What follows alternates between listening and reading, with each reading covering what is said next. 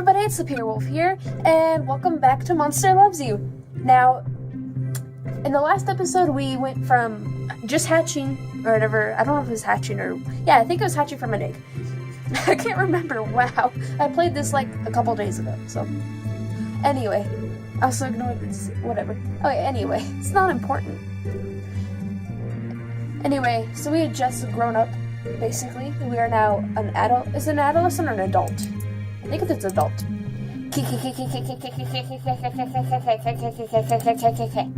Prudence. Profrocked. I didn't finish reading that. Okay. You know what? Let's enter the big bad world. Actually, let's see what our stats doing. We got 51 out of 100. On bravery, we have 30 out of 100 on cleverness. We have 24 out of 100 on ferocity. It helps I can say these words. 9 out of 100 on honesty. Ooh. And a 78 out of 100 on kindness. That's cool. That's cool. Is there anything else to do? Click on here. No, not really. Okay, I guess we're going into the big bad world. Oh, it's so cute! This is the picture I have for my thumbnail, like the background for my thumbnails. Okay, let's go ahead and adventure into town then, I guess. Okay. Ooh, wait, look at all these. I should do the wolf print, because the pure wolf print, it works. Okay. You're heading home with a dead rabbit you found. Suddenly a fox appears. He saddles up to you and asks, "Are you going to eat all of that?"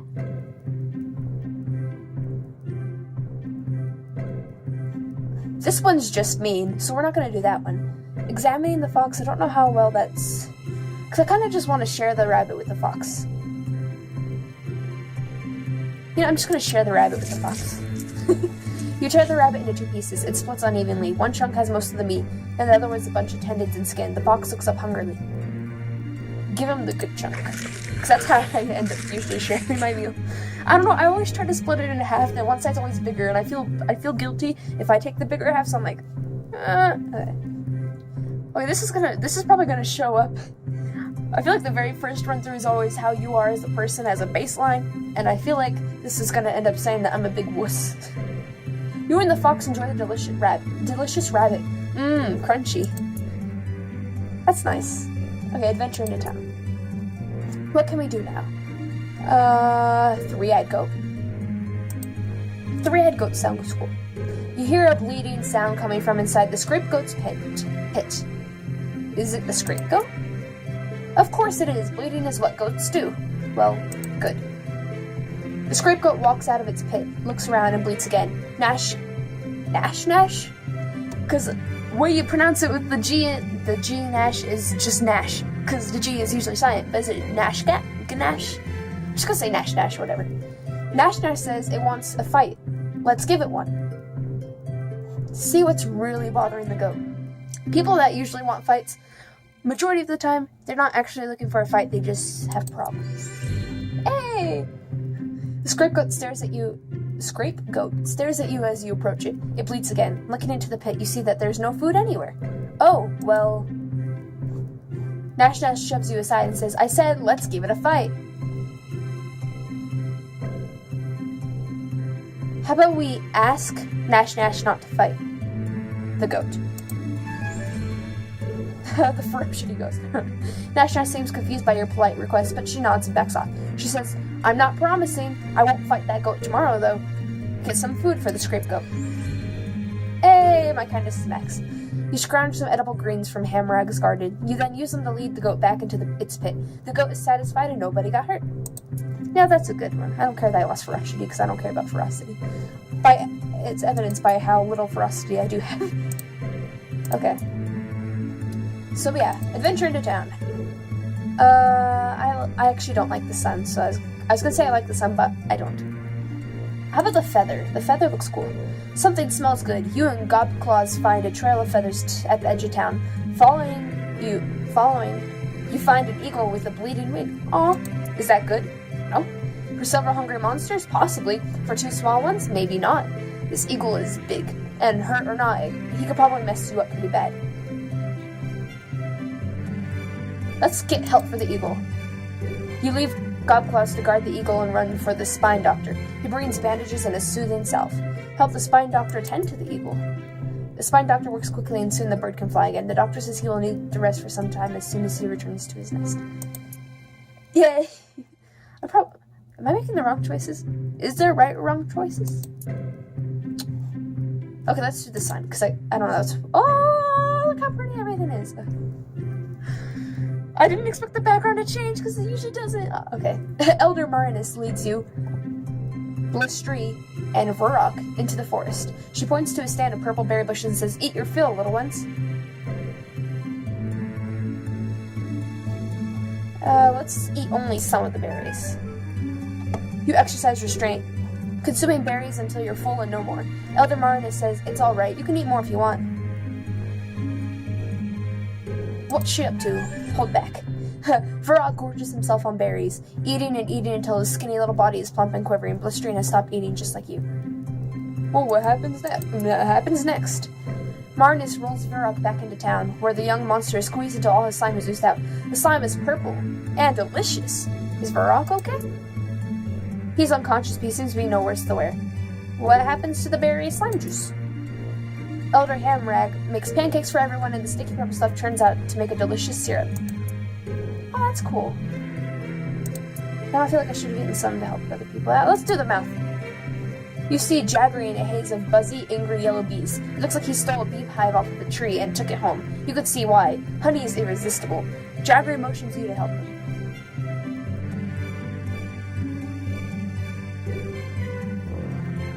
Size up the situation. Bees can't kill you, but they can make sure you know you've been in a fight. All those stingers, each one with a little venom in it. Gotcha.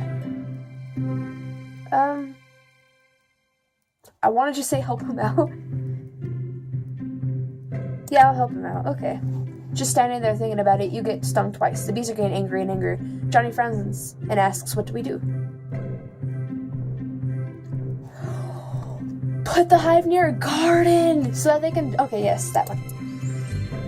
Many of the bees calm down and leave to check out the flowers. You and Jaggery swat the rest while you can. While you eat. While you can. Swat at the rest while you can before the others come. Okay. Yum. Hell yeah. Okay. This is going good. Let's do the sad-looking monster guy. Blotz waddles over to you. "I'm all out of snacks. Got any to spare?" Regard Blotz for a moment. Blotz is tiny. In the right light, he could easily mistake him for a squirrel. His neck is especially flexible from looking over his shoulder so much. He's Nash's best friend, which means she constantly attacks him. Oh, wow. Give Blotz a snack. Blotz grins. "That's great, thanks so much." He waddles away, munching on a bitter beetle. Hell yeah. Okay, now we only have 2 days left, so I have to think about... So we have 4 options, and I can do 2 of them. I'd say we do this one and... how about this? Wait, hold on. "Eeny, meeny, miny, moe, catch the tiger by the toe.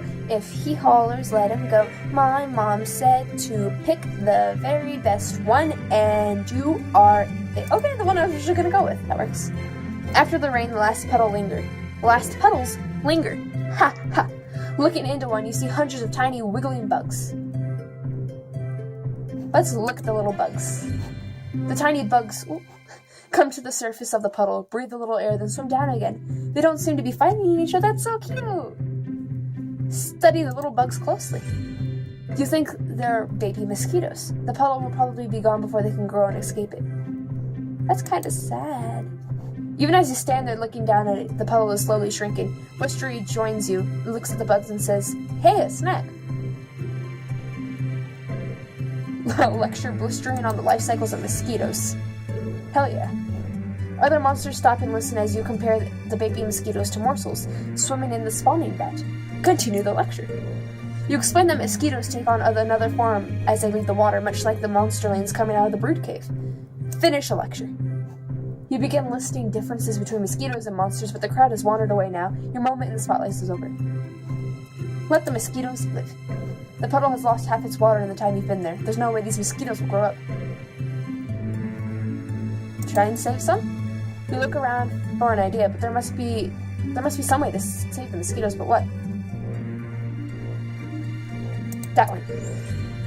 You grab a jar from your hovel, dump it out, and scoop up as much of the puddle as you can. It sits on your kitchen table for a while. And now you have a pet mosquito. Hell yeah.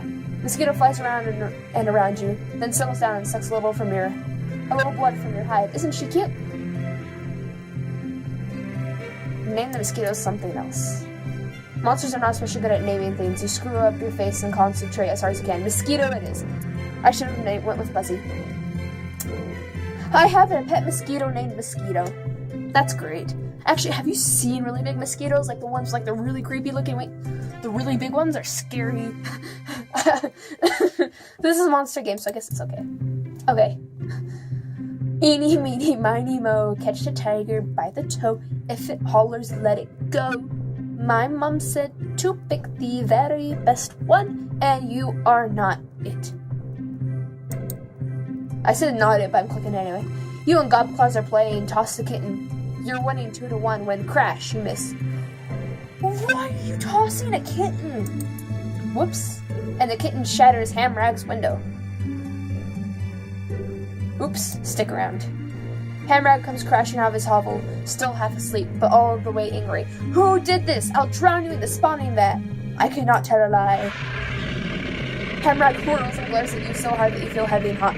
His eyes begin to shine with a weird red light. Oh, really?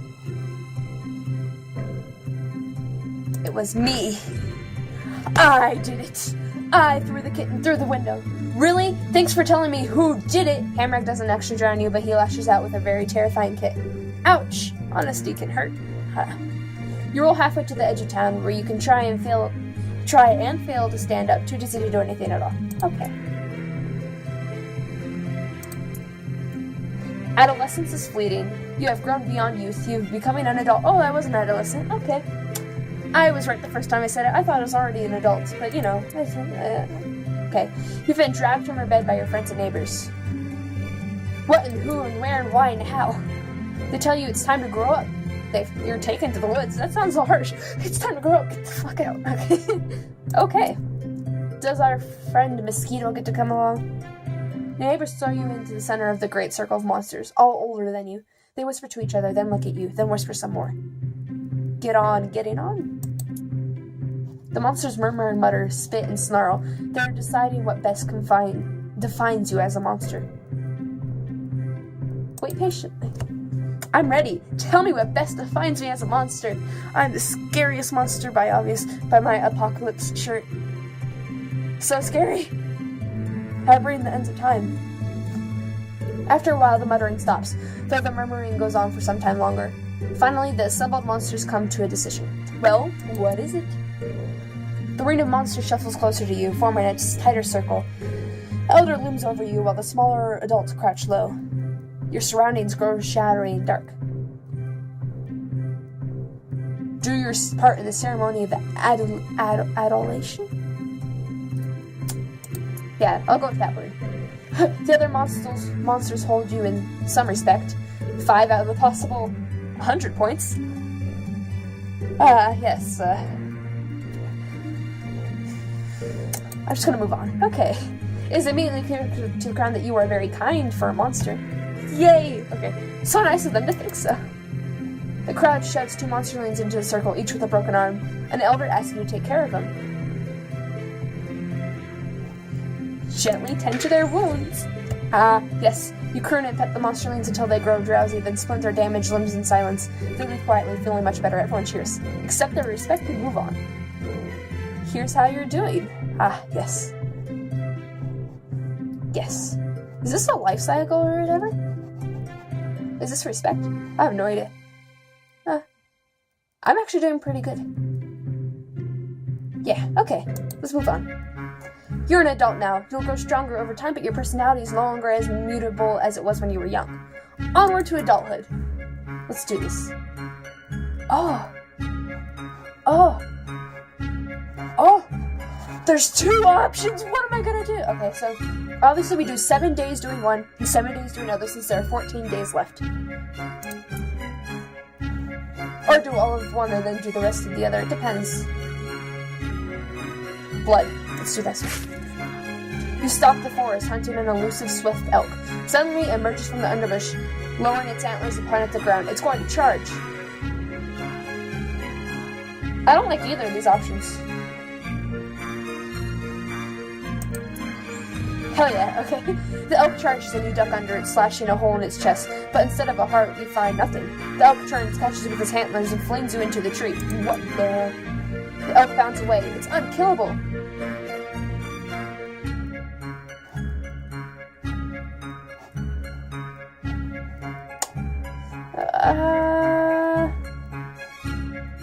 Because they might find it to be killable. Okay, nothing's unkillable after you keep chasing the elk until it pauses to drink from a stream. Then you sprung at it without a fear and tear it limb from limb, head from body, antler from skull.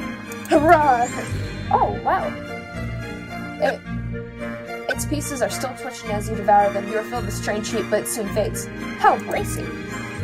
Hell yeah. Other monsters comment on the new swagger in your step as you return to Omen. Okay, that was cool. Okay, I didn't want to kill it, but then I was like, but you know what? If I warn everyone about it, they might find a way to kill it, and then they'll call me a liar. So I'm like, okay, that was one day doing that. Actually, I'll probably wait till 7 days. Hold on, until there's 7 days left, and I'll go do the other thing. This is cute, so I'm gonna click that one. The way I'm choosing these is so stupid. Oh, that one has blood. How about that one? Oh, that monster looks cute. How about we choose this one? Okay. A flock of geese are in the square. No, honk. No one can talk. Honk. Above the din. Honk. Nash Dash screams. Last one to drive them away is the loser. And she's on the human scooter she found.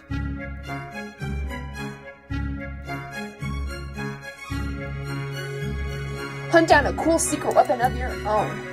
You run to Hamrock's hovel and steal or borrow the fox pelt he uses as a doormat. Let's gear up.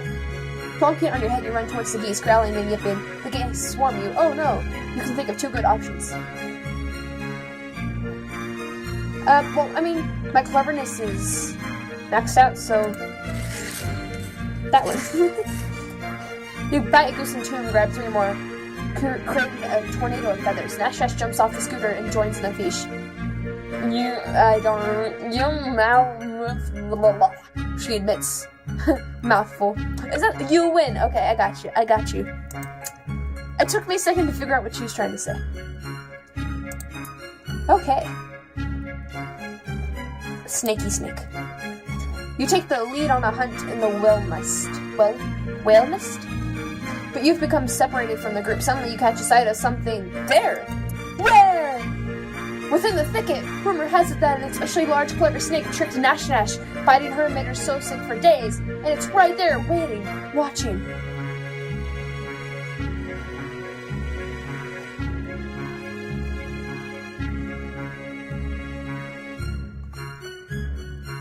I kind of want to do that one, but at the same time,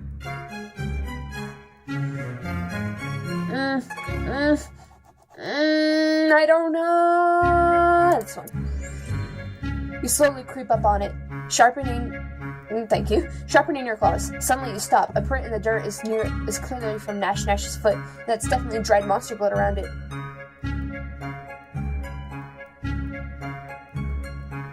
This one.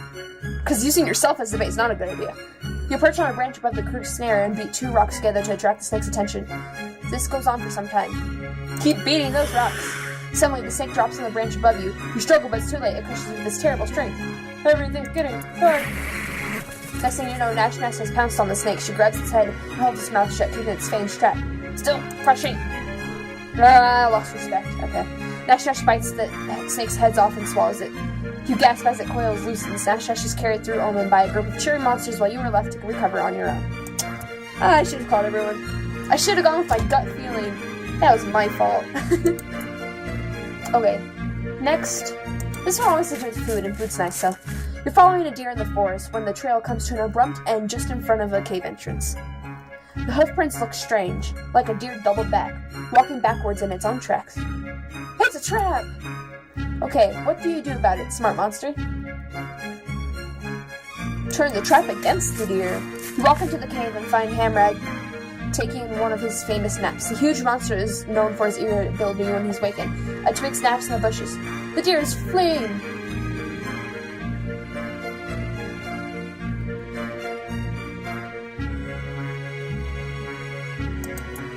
That one.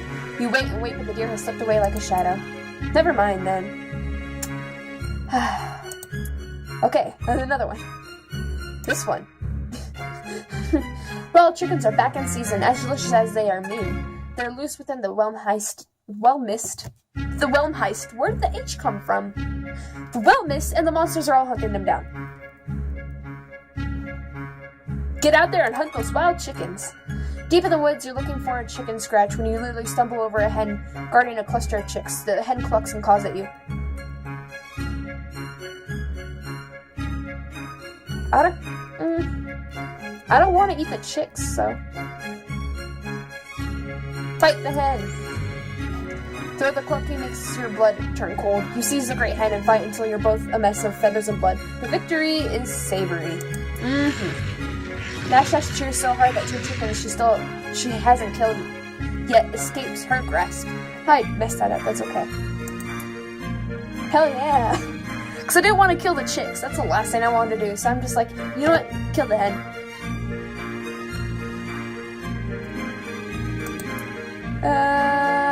This one.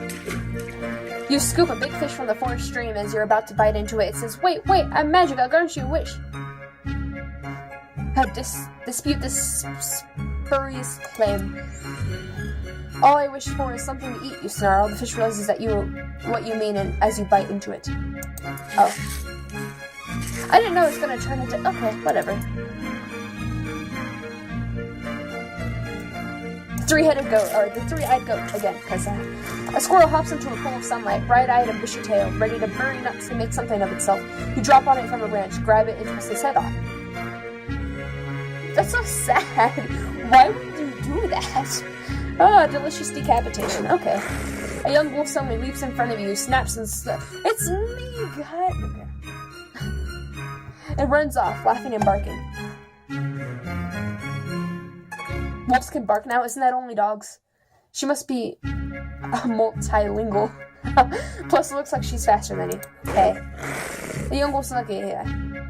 Turn the tables on the wolf.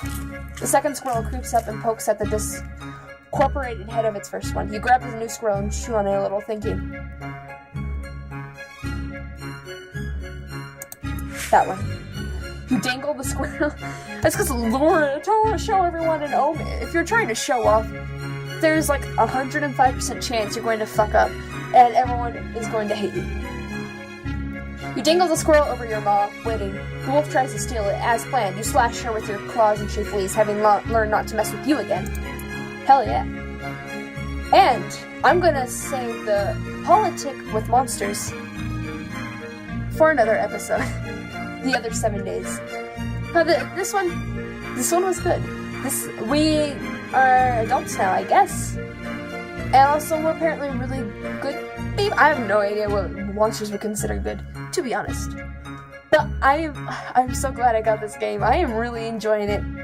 Like, I don't even know why I'm having so much fun with this game, because it's literally so simple, but I am. There's so many options you can go with this game. Considering that this is only one path, and there starts off immediately with 2 different paths that you could take. So, hey. Anyway, I hope you all enjoyed. I hope you have a good day, and I'll see you guys with whatever I post next. So, yeah.